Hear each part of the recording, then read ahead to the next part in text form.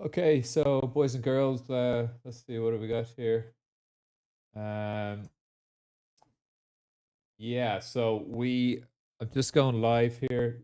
Let a couple of people come in to the room, but essentially, if you're watching this live, what we have had here from the Wall Street Journal is a confirmation that Israel is delaying the invasion of Gaza, and the U.S. It's really billed that the U.S. can get some rockets into into Israel. Now, this is obviously to fight the Hamas risk that will linger on. Obviously, if they don't invade, there is a sustained risk there for Hamas rockets to keep on, firing at Israel. But also, this is to also kind of bolster against what may come from Hezbollah on the northern front.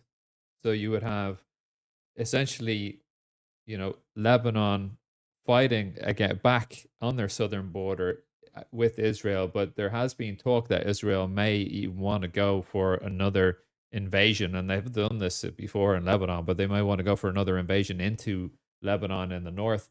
And this is the big one. Sorry, guys, I just turned that mic on in the room there. So yeah, that is the big one. So basically, if this war front kind of opens up on the south, well, on the south of Lebanon, north of Israel, that's straight away going to be pulling probably Turkey, Syria, and Iran all into direct conflict with Israel. And so this is kind of like a probably a second or third order consequence of what is going to come from these rockets being sent in from the US into Israel. Okay, now added to this, which kind of snuck in on the news squawk just behind this, was the Russian Defense Minister Shoigu has said that they are going to they're going to start training on a nuclear strike. All right, so things are really hotting up on the risk radar in terms of World War Three. Okay, I mean it's so we have that relief. We've come back over the past 3 days here on oil, 4 days on oil. It's the fourth day now.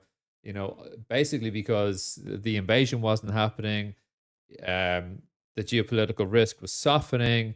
Hostages were being released. Everyone was playing nice again. You see another bit up here on oil to the 50, guys. According to the Wall Street Journal, Hamas fighters trained in Iran before October 7 attacks. Okay, so there you go. From the squawk, you're hearing there that these fighters were training in Iran. So whether or not that's true, and this is the Wall Street Journal again, this is just really teeing up for the risk. We were in a situation where the risk was dissipating. The hostages were being released. The hostages were saying their captors were treating them really nicely. The Israelis did not like how the hostages were saying that.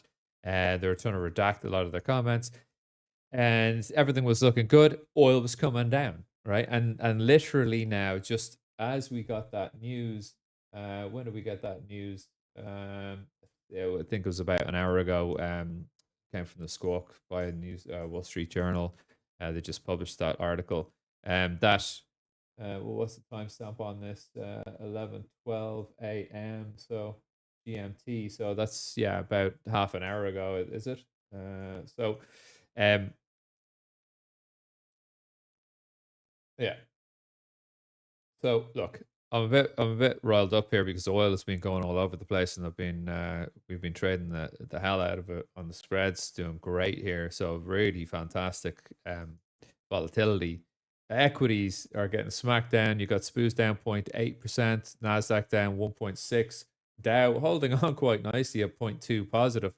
I'll look at the charts now in a second, but I think on the risk radar, just as we thought, the risk was dissipating and oil was coming back, gold was looking to go bid, and it's looking to go really bid again over high of day now. What we have transpiring is actually the risk is picking up, because net, the second order consequence of them pausing means that they're bolstering their defenses, and the rockets, which means they're gearing up for something bigger. All right, and bigger means fighting back Iranian involvement in a broader conflict. Okay, look, I'm not a global war expert. I'm just reading the tea leaves here, guys. All right, so look, that's what's happening. All right, let's get over and have a look at these charts here, and crazy stuff going on here.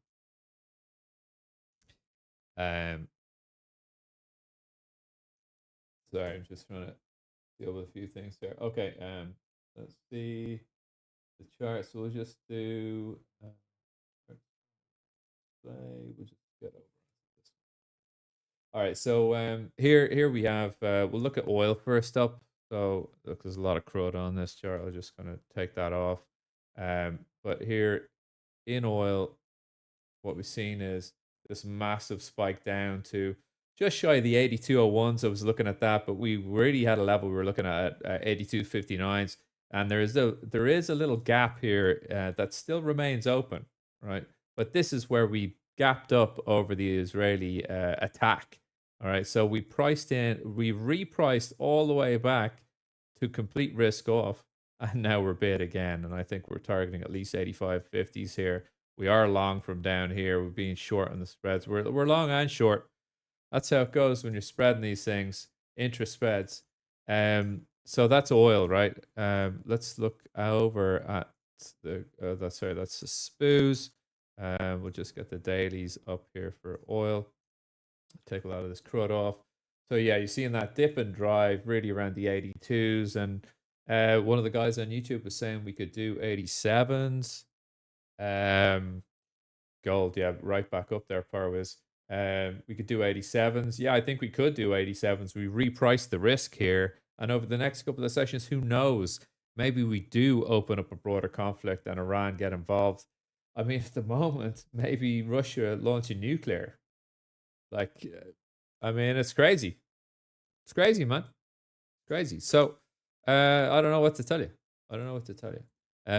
Other than the risks are still in this market, and people are going to say, "Well, hold on a second, that what you're going to hear on your main news feeds now over the next 12 to 24 hours is, oh, this is fine. They're delaying the invasion. Those Israelis are great guys."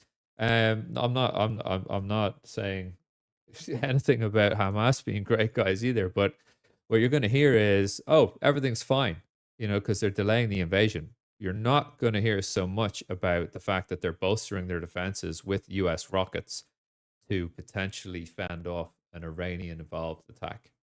Okay. And so that's what the market now is trading on is this greater repricing of the risk.